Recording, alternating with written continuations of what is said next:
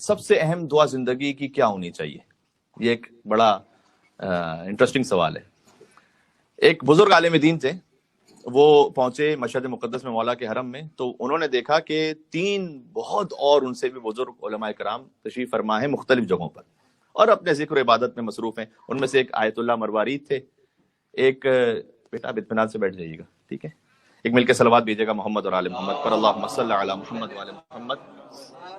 ایک آیت اللہ مروارید تھے، ایک آیت اللہ فلسفی تھے، اور ایک آغا جواد بزرگ تہرانی.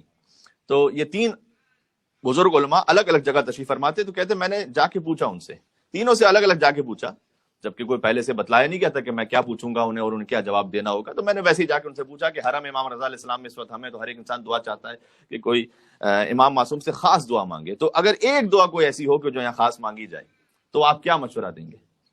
تو کہتے میں نے تینوں سے سوال کیا، تینوں نے ایک ہی جواب دیا. سب نے مجھ سے کہا کہ یہ دعا ضرور مانگ لینا کہ عاقبت میری بخیر ہو جائے، اختتام میرا خیر کے ساتھ ہو جائے. کہتے ہیں تینوں علماء نے چونکہ ایک جواب دیا تو ظاہر ہے کہ کانفیڈنس بڑھ جاتا ہے انسان کا، کیا یہ دعا بہت زیادہ اہم ہے. اور پھر میں جب واپس پلٹا قم میں، تو اس زمانے میں مرجع تقلید ہوتے تھے آیت اللہ گل پائگانی، تو میں ان کے پاس پہنچا ایک دن اور میں نے ان سے سوال کیا کہ آپ فرمائیے گا کہ سب سے اہم دعا کیا؟ تو انہوں نے بھی یہی جواب دیا، عاقبت بخیر ہو جانے کی دعا سب سے زیادہ ہے، سب سے زیادہ ہے کہ اختتام اچھا ہو جائے، ہمارا اختتام، نسلوں کا اختتام اچھا ہو جائے. یہ بہت اہم ہے. اب ظاہر ہے کہ اس میں رکاوٹیں بھی ہوتی ہیں. ایک بڑی رکاوٹ یہ ہوتی ہے کہ ہم کسی جنگل میں تو نہیں زندگی گزار رہے، اور ہمیں اجازت بھی نہیں ہے کہ ہم نکل جائیں کہیں پہاڑوں پر. رہبانیت حرام ہے اسلام میں، تو ہم گزار رہے ہیں اسی سوسائٹی میں زندگی. تو سینکڑوں طرح کے واقعات ہوتے ہیں کہ جو ہماری روح پر، ہمارے ایمان پر اثر ڈال رہے ہوتے ہیں.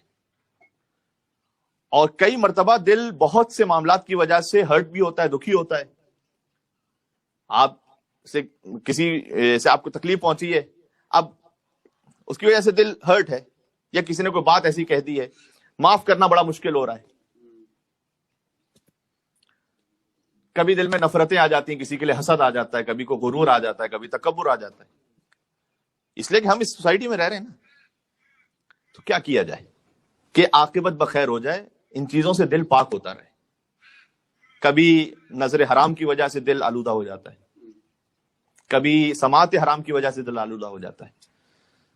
دیکھیں ان کے لیے بھی ایک بزرگ عارف تھے، ان کی ایک مثال ہے. کہتے ہیں کہ اگر ایک بوتل ہے، اس میں مشروب ہے. اب یہاں پر بوتل اور مشروب کا نام لیا جائے تو فوراً ایک ہی چیز ذہن میں آتی ہے، میں ویسے ایک عمومی مثال دے رہا ہوں. تو اگر اسے خالی کرنا ہے تو کیا کرنا ہے؟ اسے بہت سمپل سی بات ہے، کوئی راکٹ سائنس نہیں ہے. اسے یوں الٹ دیں گے تو خالی ہو جائے گی. اللہ تعالیٰ نے بعین ہی یہی نسخہ اپنے حبیب کے لیے بھی لکھا ہوا ہے قرآن میں، کہ اگر کسی قسم کی دل میں پریشانی اور سختی ہو جائے نا، دل کو الٹ دو. دل کو الٹ دینے کا نام سجدہ ہے. رک جاؤ، بات پہنچ رہی. میں تھوڑا سا اس کی وضاحت کرتا ہوں. ایک مل کے صلوات بھیجے محمد اور آل محمد. اللہم صلی علی محمد و آل محمد.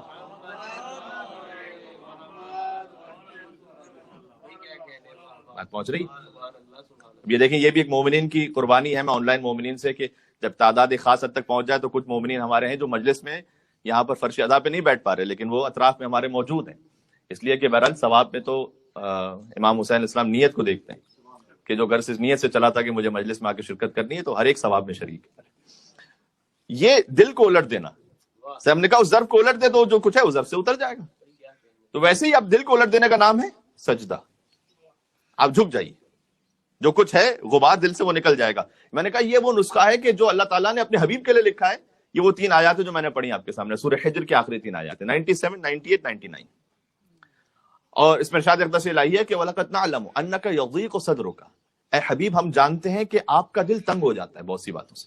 اب ظاہر ہے وہاں تو کوئی حرام یا گناہ کا تصور نہیں ہے، وہاں تو یہ کہ کسی نے کوئی، حضور تو شب جمعہ کی مجلس میں عرض کر چکا ہوں، ان کے لیے حریص علیکم بالمؤمنین رؤوف الرحیم کا لفظ استعمال ہوا ہے، یعنی وہ مومنین کی اصلاح اور خیر کے لیے حریص ہیں، اتنا وہ خیر چاہتے ہیں، ان کے لیے یہ لفظ استعمال ہوا قرآن. اور یہ بھی اللہ تعالیٰ نے قرآن کریم میں کہا کہ تمہاری تکلیف سے وہ زحمت میں اور تکلیف میں مبتلا ہوتے ہیں، تمہاری تکلیف کا وہ احساس کرتے ہیں. تو حضور کئی مرتبہ تبلیغ کرنے کی کوشش کرتے تھے، اصلاح کی کوشش کرتے تھے، لیکن سامنے سے کبھی کوئی پتھر مار رہا ہے، کبھی کوئی کانٹے بچھا رہا ہے، کبھی کوئی تانا کس رہا ہے. تو دل تنگ نہ ہو جائے کہیں. تو وَلَقَدْ نَعْلَمُ أَنَّكَ يَضِيقُ صَدْرُكَ, اے حبیب ہم جانتے ہیں کبھی کبھار آپ کے دل پر کچھ باتیں بہت گراں گزرتی ہیں. بما یقولون, یہ جو لوگ باتیں کہتے ہیں نا وہ گراں گزرتی ہیں. اور وہی بات کہ جو نے پتھر مارنے کی مثال دی, اس سے زیادہ سخت ہوتا ہے زبان کا زخم, کہ مرتبہ اس میں خاندانوں میں کتنی جدائیاں ہو جاتی ہیں 20 سالوں تک, 30 سالوں تک. تو کیا کیا جائے؟ فوراً آگے نسخہ بیان کیا, فسبح بحمد ربک. سب سے پہلے تو آپ اپنے رب کی تسبیح کیجیے کہ پاک اور منزہ تو صرف وہی ذات ہے, ورنہ تو ہر ایک میں نقص موجود ہے. یعنی اگر کسی سے یہ ایکسپیکٹیشن ہے کہ نہیں ہمیں تو سے وہ معصوم والی ایکسپیکٹیشن ہے, وہ ایکسپیکٹیشن ہی غلط تھی. وہ تو سبحان فسبح بحمد ربک, سب سے پہلے تو کہ پاک تو اسی کی ذات ہے, مجھ میں بھی نقص ہے اور ہر ایک میں نقص ہے. اور کروں کیا؟ وہ جو دل کو الٹ دینے والی بات ہے, فسبح بحمد ربک وکن من الساجدین. پھر آپ سجدہ کر لیجئے. یہ کوئی خاص مطلب کو پہنچا رہا ہے کہ اگر آپ کا دل کسی بارے میں تنگ ہے یا کسی مشکل میں ہے, آپ سجدہ کیجئے رب کی بارگاہ میں. تو سجدے میں مولانا صاحب میں کیا کہوں اپنے رب سے؟ یہی کہہ دو کہ میرا دل بڑا پریشان ہے اور تنگ ہے. اور اگر کچھ بھی نہیں کہنا آ رہا تو پھر یہی کہہ دو کہ پروردگار مجھے تو کہنے بھی نہیں آ رہا کچھ. یہی سجدے میں کہہ دو کہ پروردگار میں سجدے میں جھک تو گیا ہوں لیکن مجھے تو کہنا بھی نہیں آ رہا کہ کیا کہنا چاہیے. جو ہے آپ کے دل میں وہ کہہ دیجیے. وَقُم مِّنَ السَّاجِدِينَ وَاعْبُدْ رَبَّكَ حَتَّى يَأْتِيَكَ الْيَقِينُ. اور پھر رب کی ایسی عبادت, اللہ اپنے حبیب سے کہہ رہے ہیں, رب کی ایسی عبادت کر کہ یقین کی منزل ہو جائے. اب اس یقین کو آپ ہمارے اور آپ کے یقین سے نہ ملائیے گا. تو بہرحال خود اللہ سبحانہ وتعالیٰ کی جانب تو ہر ایک کا سفر جاری ہے, انکلوڈنگ سرکار ختمی مرتبہ, کیونکہ رب زدنی علما کی آیت اس بات کی دلیل ہے. پروردگار میرے علم میں اضافہ فرما. تو اگر گنجائش ہی نہ ہوتی تو یہ آیت کیوں ہوتی پھر کہ رب زدنی علما؟ وہ ان کی اپنے استعداد کے اعتبار سے, ہماری اپنی استعداد کے اعتبار سے. تو ایسی عبادت کر اپنے رب کی کہ یقین کی منزل تک پہنچ جائے. اچھا, یہ جو ہے نا دل میں غم پریشانیاں, یہ ہے سارا یہاں دنیا کا معاملہ. جنت میں اللہ سبحانہ و تعالیٰ یہ سب کچھ بھلا دے گا, تو وہاں خیر ہی خیر ہے.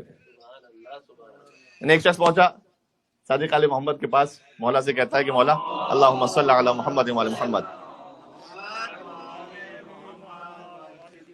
ایک شخص سے کہا کہ جب تم جنت میں جاؤ گے تو اللہ ہر قسم کے غم تکلیف پریشانی بھلا دے گا. تو اس نے مولا سے پوچھا, روایت نقل بالمعنی ہے, مفہوم یہ, تو مولا سے پوچھا کہ مولا اگر زندگی کسی کی 50 سال 60 سال کسی کے دل میں ایک بات رہی ہے یا کوئی غم میں وہ رہا ہے, تو کیسے اللہ اس کے دل سے نکال دے گا؟ یہ کیسے ممکن ہے کہ وہ بھول جائے اس غم کو, ساری پریشانیوں کو بھول جائے, زندگی کی سب کچھ جو اسٹرگلز ہیں, جو کچھ مشکلات, تو سب اس کے دل سے نکل جائے, سکون اطمینان میں آ جائے؟ یہ کیسے ممکن ہے کہ اللہ بھلا دے؟ امام نے اس کی جانب دیکھا, کہ تیرا نام کیا ہے؟ کہتا ہے مولا پتہ نہیں, یاد ہی نہیں آ رہا. ارے کیوں یاد نہیں آ رہا؟ 70 سال تک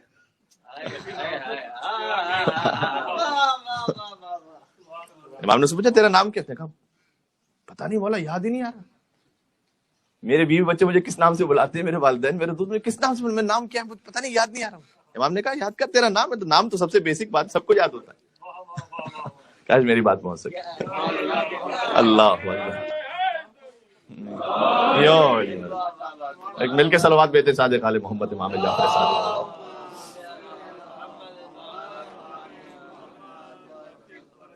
پہنچ رہی؟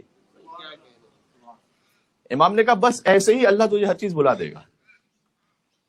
کہا بولا بس مجھے یقین ہو گیا, میں ہلکان ہو رہا ہوں, مجھے نام تو میرا واپس یاد دلا دیجیے. اور امام نے پھر اس کی جانب دیکھا, اسے نام یاد آ گیا. امام نے کہا بس ایسے ہی اللہ بھلا دے گا تجھے ہر غم و پریشانی. یہ سورہ فصلت میں موجود ہے, ان الذین قالوا ربنا اللہ ثم استقاموا, جو کہتے ہیں کہ اللہ ہی ہمارا رب ہے, اس کے بعد استقامت بھی دکھاتے, تتنزل علیہم الملائکہ, ان پر ملائکہ نازل ہوتے ہیں, اللہ تخافوا ولا تحزنوا, اور ان سے کہتے ہیں کہ اب تم نہ کوئی خوف کرو نہ کوئی غم کرو, غم ختم ہو گیا. یہ قرآن میں موجود ہے, فقط روایت میں نہیں, سورہ فصلت میں موجود ہے کہ اب نہ کوئی غم کرو نہ خوف کرو. وابشروا بالجنۃ التی کنتم توعدون, اب تمہیں جنت کی ہم ایسی بشارت دیتے ہیں جس کا تمہیں اللہ نے وعدہ کیا تھا. جاؤ.